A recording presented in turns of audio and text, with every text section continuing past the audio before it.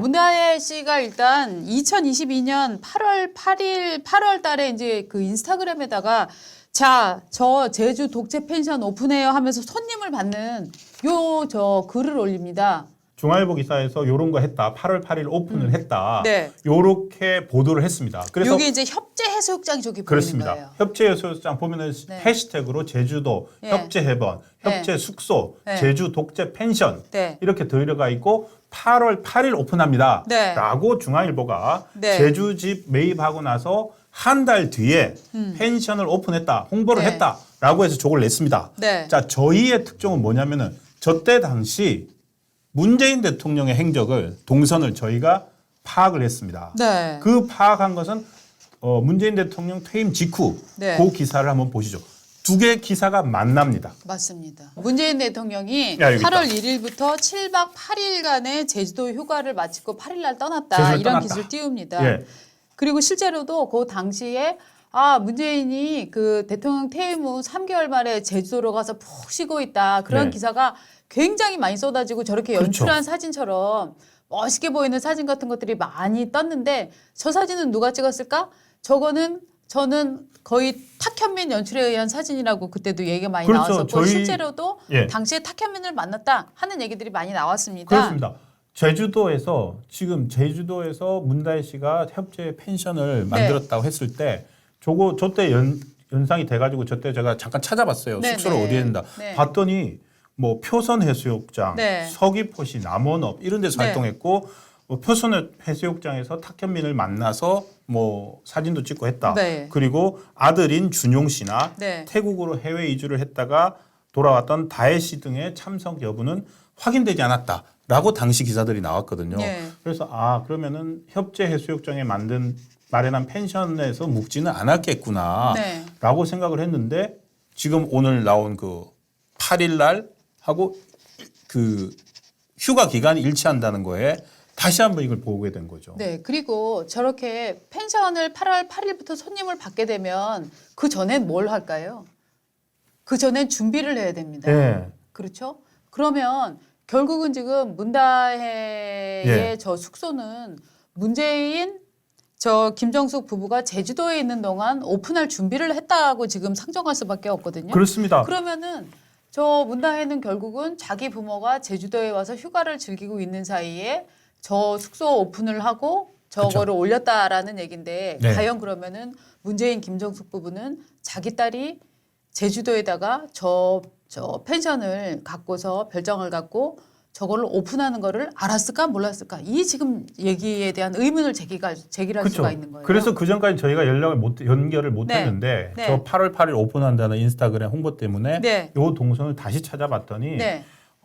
당시 기사를 다시 찾아봤습니다. 네. 그랬더니 1일 오후 휴가차 제주를 방문한 문 전 대통령 부부는 네. 지난 2일과 2022년 8월 1일입니다.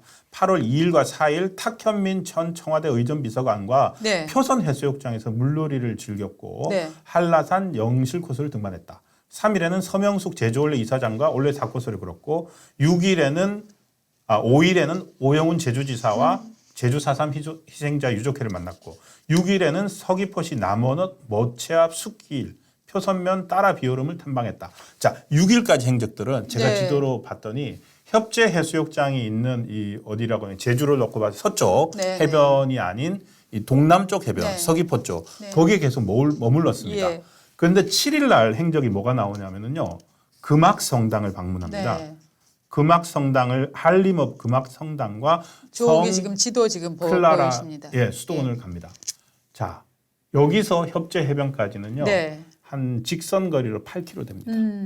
7일 음. 날 저기를 가고 네. 8일 날 제주를 떠나거든요. 네. 그렇다면은 딸이 이제 앞으로 딸의 생계 수단이 될 네. 그리고 딸이 송기인 신부로부터 3억 5천을 주고 매입한 네. 그 별장 네. 한번 가봐야 되지 않겠습니까?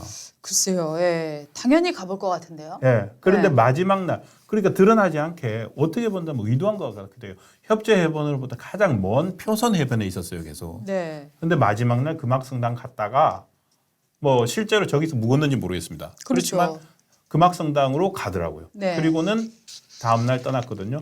그리고 전날 다혜 씨는 저기서 이제 오픈 인스타그램을 올리고 있었죠. 네. 아마도 그러니까 한 번은 가봤을 것 같아요. 저 인스타그램을 어디서 올렸는지 모르겠습니다만 주인이 그러면은 과연 현장에 가서 체크를 하지 않고 그러면은 문다혜가 그때 제주도에 있지 않았다면 사람을 고용을 했을까요?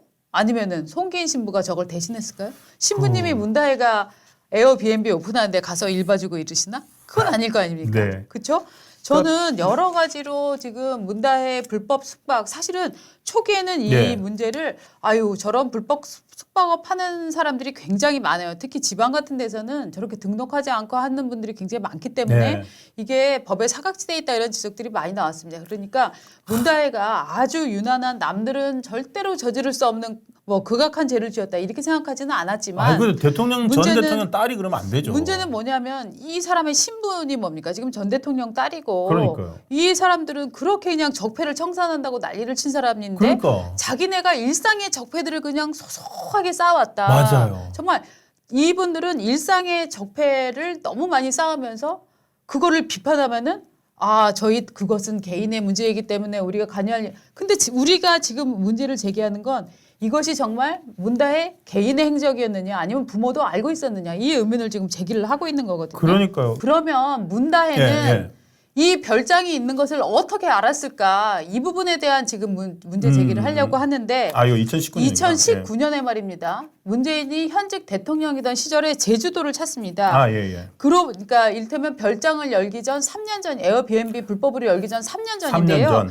2019년 7월 29일에 제주도를 찾아서 1박 2일 휴가를 합니다. 당시가 어떨 때였냐면은 일본과 이 소부장 갈등을 겪으면서 우리 문재인 대통령이 나는 휴가 안 갈래. 나는 일본하고 싸울 테야. 막 이런 분위기를 맞아요. 반일 분위기를 막 지금 추동하고 있을 때였거든요. 그렇죠. 조국이 죽창가 부르고 맞습니다. 했을 때죠. 그때였는데 문재인이 1박 2일 동안 제주도를 갑니다. 제주도에 가서 누구를 만나느냐. 송기인 신부의 이 문제의 별장에서 지금 머물게 됩니다. 그러면서 1박 2일 짧게 갔다 왔다라고 예. 하는데 이때 함께 간 사람이 누구냐. 이걸 보면 굉장히 재밌는 게 예. 가족들이랑 함께 갔다라고 하면서 문재인 대통령 부부하고 손자가 같이 갔다 그 네, 워딩이 나와요. 손자가 나와요. 네. 예. 손자가 나오기 때문에 당시 기사에서는 손자는 갔는데 문다혜나 문준영은 간 것으로 확인되지 않았다. 지금 그 워딩을 하고 있는 거거든요. 예, 예. 이 시점은 지금 문다혜가 태국에 아마 있었을 때였을 겁니다. 네. 그래서 그러니까 이제 처음에는 어떻게 보면은 문다혜가 애를 데리고 가지 않고 이 집에 지금 손주라고 하는 거는 문준영이 아직 결혼을 안 했을걸요. 그렇죠. 예. 그렇기 때문에 손주라고 하면은 문다혜 외손자밖에 없죠. 없는 상황인데 외손자를 데리고 부부가 같이 갔다 하는 얘기인데 이때 2019년에 네. 송기인의 별장에서 머물다가 그 다음에 이제 2022년 7월에 이 집을 문다혜가 이제 사게 되는 그렇죠. 거거든요. 예. 그리고 7월에 사서 바로 8월부터 8월에. 에어비앤비 영업을 합니다. 네. 이상하지 않습니까? 우리가 기본적인 남들이 쓰던 개인 별장을 내가 소유를 물려받아갖고 에어비앤비 사업을 한다라고 하면 뭔가를 고치거나 뭔가를 수정하거나 뭔가를 하게 돼 있습니다. 그렇죠. 그런데 7월에 사서 바로 소유권이 한 달 만에 넘어온다는 것도 저는 굉장히 이상하다고 생각을 하고요. 왜냐면 그거 너무 예. 그동안 사실상 자기들이 썼던 거라고 봐야 될 것 같아요. 예, 그리고 이 중앙일보 강찬호 논설위원이 제기한 저는 굉장히 예리하게 네. 지적을 했다고 생각을 하는데 거기에도 보면은 무슨 얘기가 있냐면은 이 송기인 원래 신부들이 별장을 가진다? 여러분들이 이게 이해가 가십니까? 이거는 말이 안 되는 구조거든요.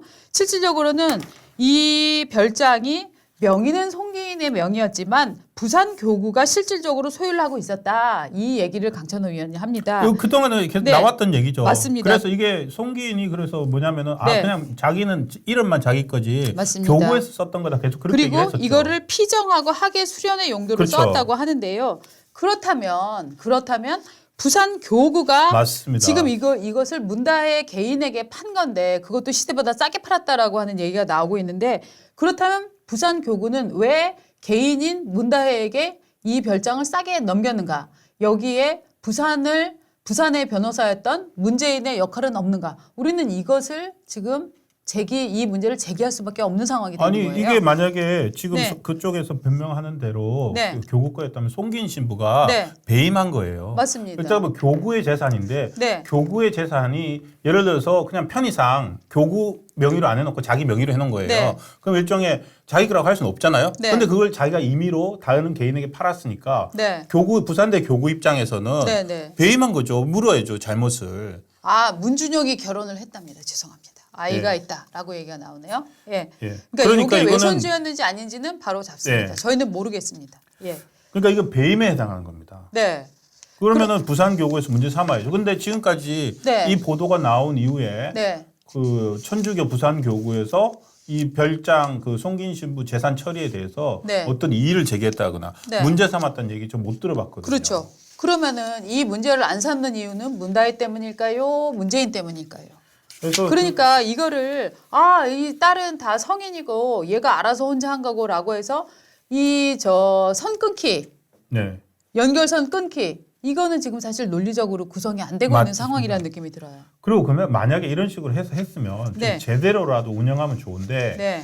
그동안 이게 펜션으로서 뭐 장기 투숙객들을 받았다는 것은 이 재산이 밝혀진 이후에 제주 MBC나 이런 데서도 취재가 됐습니다. 네. 제주 MBC 같은 경우 카메라 들고 가서 주민들한테 인터뷰했더니 외국인들도 묵고 갔다. 네. 뭐 이런 얘기들 다 인터뷰 나왔는데 문제는 이게 이번 국감에서도 나왔지만 제주 펜션이 불법 숙박업이라는 거 아닙니까? 그렇죠. 등록이 안 되고. 그렇죠. 그럼 여기만 그랬느냐? 네. 지금 영등포에서 다가구 팔고 오피스텔 사가지고 하는 그 에어비앤비도 네. 등록을 제대로 안 해가지고 네. 지금 동아일보가 엊그제 채널A군요. 21 채널A가 그 문다혜 씨가 운영했다고 하는 오피스텔 앞에 에어비앤비 운영했다고 하는 오피스텔 앞에 가서 이런 망신이 없습니다. 나오는 손님한테 물어봤어요. 에어비앤비 어떻게 오셨어요? 하니까 그날 사용하고 나온 투숙객들이 뭐라고 그랬냐면은 여기 에어비앤비 아니에요. 저기 사촌 동생 집에 왔다 가는데요. 라고 대답을 했다는 네. 거예요. 그런데 채널A 취재진은 거기가 문다혜가 운영하는 에어비앤비라는 걸 알고 갔거든요. 근데 분명히 거기 있다 나오는 사람이 사촌 동생 집에 왔다고요. 이러니까 캐물은 겁니다. 그랬더니 사실은요 오피스텔 주인이 누가 혹시 물어보면 사촌 동생 집에 왔다고 말해달라고 했어요. 그런 거를 예약 안내문에까지 넣어놨답니다. 이거는 작정하고 작심한 불법 탈법을 저지르면서 네. 투숙객들까지 거짓말쟁이로 만들었다는 겁니다. 네, 작심한 거죠. 예. 이거는. 이게 전형적으로 이제 오피스텔이 그런 용도로 쓰면 안 되기 때문에 그렇습니다. 이게 전형적인 수법이라고 해요. 뭐 동생 집에 왔다, 친척 집에 왔다, 뭐 삼촌 집에 아이고. 왔다 이런 식으로 전형적인 수법이라고 하는데 요거를 무슨 제가 그 절차를 몰랐고요. 이런 거 하면 안 되는 줄 몰랐고요. 이런 변명이 통하지 않는 거예요. 이거는 작심하고 이 불법을 계속하겠다는 의지를 지금 보인 그렇죠. 거잖아요. 지금 이게 네. 몇 달 전도 아니고 지금 엊그제 상황이에요. 맞아요. 지금 이 제주 별장 다 드러났지. 네. 그러다고 이태원에 교통사고 냈지. 네. 이러고 있는데도 여전히 오피스텔은 또 하고 있다는 게 지금 드러난 거 그렇죠. 아닙니까? 그다음에 2019년 5월에는 또 태국에 머물면서 양평동 다가구 다주택을 지금 샀다. 근데 문제는 뭐냐면 이게 갭 투자였다. 다 했네요. 갭 투자에 불법 숙박업에 집을 가지고서 수익화할 수 있는 네. 많은 것들을 했네요. 그렇게 아버지는 재임 중에 부동산 세력과의 전쟁을 하겠다. 갭 투자하는 사람을 완전히 매국노 만들었잖아요. 근데 본인은 네. 갭 투자에다가 네. 불법 숙박에 부동산을 이용해서 할 수 있는 모든 것들은 다 하고 있었네요. 네. 그러니까 정말로 지금 이 사람들은 소소한 적폐가 엄청나게 쌓여 있는 소적폐. 소적패. 네? 너무 작아지는데, 그러니까 뭐라고 해야 되니까 적폐남불, 네. 내로남불 중에 적폐남불. 그리고 기본적으로 정말 이 국가의 법 질서를 굉장히 우습게 보고 있다라는 느낌이 정말 많이 들어요. 그런 것 같습니다. 그냥 내 마음대로 하면 된다. 이게 뭐가 문제야? 뭐 이런 생각들을 하고 있는 것 같은데. 저는 그러니까 지난 예. 사실은 이것 포함해서 아까도 잠깐 말씀드렸는데 예. 그 캐스퍼 차량, 네. 캐스퍼 차량은 문재인 대통령이 광주형 일자리 처음 받아서 1호차를 네. 딸한테 양도한 거잖아요. 네. 그리고 그 전에는 딸이 뭘 썼냐면 소렌토 차량을 썼어요. 네. 그러니까 부녀가 차 2대를 가지고서 서로 네. 바꿔가면서 쓰고 있었거든요. 네. 그런데 최근 2년 동안 이 차에 과태료가 11건이 있다. 네. 이것이 상징적으로 이 가족의 어떤 특징, 네. 과태료 정도는 아무렇지도 않게 생각하는. 그렇죠. 일반 국민들은요 차에 간혹 신호 위반해서 과태료 나오면은 몇천 원 더 물까봐 빨리 처리하는데 이분들은 몇천 원에 더 물까봐는 보다는 저는 이제 내가 이걸 해서 깜짝 놀래가지고 깜짝 놀랐죠. 네, 네. 빨리 그냥 내게 되잖아요. 이건 강심장이에요. 11건씩이나 과태료가 쌓여있게 하고 네. 그리고 이거는 저 다른 보도인가에서 봤는데 그 영등포 오피스텔 이런 데 있잖아요. 문다혜 씨가 했던데 네. 거기 가면 또 뭐 수도 요금 뭐 안 냈다고 미납 고지서 이런 것도 그쵸. 막 붙어 있었다는 얘기를 봤거든요. 그러니까 이 양반들이 첫째는 이제 제가 제기를 하는 예. 거는 문다혜는 독립 경제를 그렇죠. 성인으로서 그거 잃어버리면 안 되죠. 독립적인 그 경제 활동을 했다라고 주장하는 데에 이 부모가 개입해 갖고 도와준 부분은 없는지. 네. 그리고 첫 번째. 문다혜는 왜냐하면 이런 그 여행들이 실제로 정말로 문재인의 7박 8일 여행 이 와중에 딱 그 마지막 날 올렸다는 거. 그쵸. 그 숙소가 오픈했다는 거. 이게 도대체 함의하는 게 뭔지. 동선도 협재 근처까지 가더라는 거 그날 네. 마지막 그러니까 날. 결국은 송계인 신부가 문다혜에게 이 집을 판 것은 결국은 문재인 전 대통령의 얼굴을 보고 판 건 아닌지. 아니면 저는 네. 그냥 송기인 신부가 네. 문재인 전 대통령이 변호사 시절에 네. 그때 그 인권 변호사 뭐 이런 거 있잖아요. 네, 네. 그러면서 노무현 전 대통령도 뭐 취미 활동으로 요트를 탄다 이런 것들 네. 문제되고 하니까 자기 이미지 관리하기 차원에서 예. 인권 변호사가 제주도에 별장이 있다 그러면 네. 좀 이건 제 추측입니다. 인권 변호사가 제주도에 별장 갖고 있다. 그리고 이러면 좀 논란이 될 것 같으니까 예. 송기인 신부 친한 송기인 신부 잠깐만요. 맡아놓고 예. 예. 그러고 있었던 거 아닌가. 지금 우리 오래된 노래님은 부산 교구에서 강찬호 기자한테 네. 제주도 별장은 부산 교구 것이 아니라고 했다. 뭐 이 얘기를 또 저 새로운 팩트를 올려주시는데요. 그렇다면 송기인 신부는 저는 신부 재직 중에 그런 식의 사적인 재산을 갖지 않는 것으로 저는 알고 있거든요. 근데 등기부 등본에 송기인으로 네. 돼 있어요. 예. 그때 나왔던 그걸 보면은요. 네. 자, 이게 정말 어떻게 되는 건지 정말. 그러니까 이게 이것도 딸 있네요. 문제라서 저는 몰라요라고 할 상황 아니다. 예. 집 두 채 이상이면은 거의 범죄자 취급했는데. 그게 아니라 그냥 집을 가지면 범죄자 취급했다. 예. 이런 글들도 막 지금 올라오고 네. 계시거든요. 그래서 의문인데 이것도 네. 그러니까 좀 참 현직 때 이렇게 나왔으면 난리 났을 텐데 왜냐하면 민주당 쪽 인사들이 이런 게 벌어졌을 때 네. 저희가 너무 끝까지 안 파고드는 것 같아요. 사건 맞습니다. 거 하나 가지고도 뭐 네. 국힘이나 이쪽에서 뭐 생기면 민주당은 막 끝까지 막 없는 네. 사실까지 만들어 가지고 네. 막 공세를 하는데 네.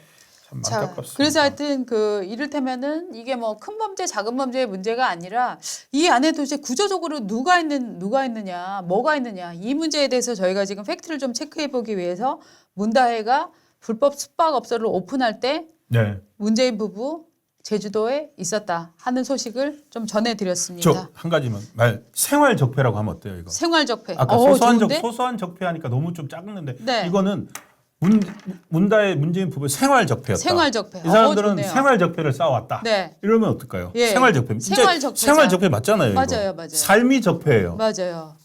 생활 적폐. 아주 좋은 아이디어입니다. 생활 적폐. 생활 적폐. 생활 적폐에 대해서 한번 좀 설명을 좀 해줬으면 좋겠습니다. 네.